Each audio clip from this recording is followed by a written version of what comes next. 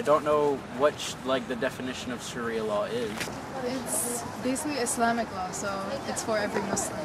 Anyone who believes in the Quran should follow it. As a common Muslim, what I understand is Sharia is like a guideline how a Muslim should conduct his daily affairs. Sharia law is a set of moral code, right, as outlined by the Quran and the sayings of the Prophet, peace be upon him. So Sharia law is a moral code of conduct. Like I mentioned, it has two main sources, which is the Quranic verses as given to the Prophet Muhammad, peace be upon him, by God, and also the second source is the derivations of his sayings and his practices. Only to do with the Muslims. That is a big misconception. People do not realize, they think that Sharia is going to be enforced upon everyone.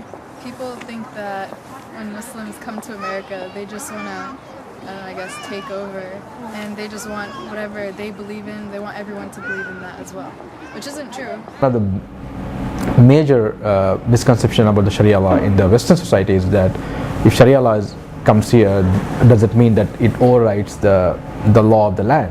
That's not true.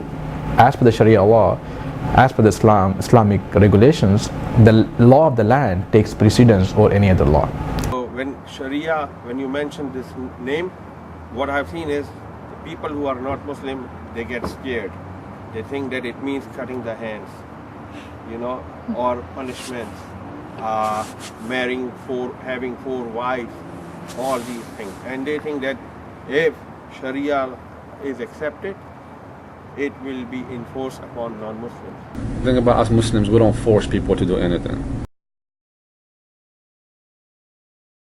No. Why? I mean, because the majority is not Muslim, so I guess that wouldn't be fair for everyone. So I don't think that the U.S. would adopt Sharia laws. I don't know how many there are, but if some of them line up with what we as an American society see as good values to promote, then yeah, that would work. It's kind of difficult to integrate a kind of segregated religion into a non-segregated society.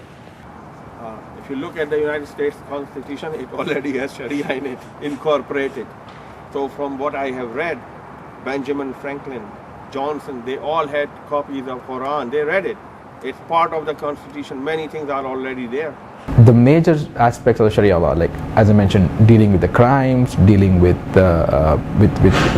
issues, right, dealing with inheritance kind of issues, all those are already covered by the Western laws here.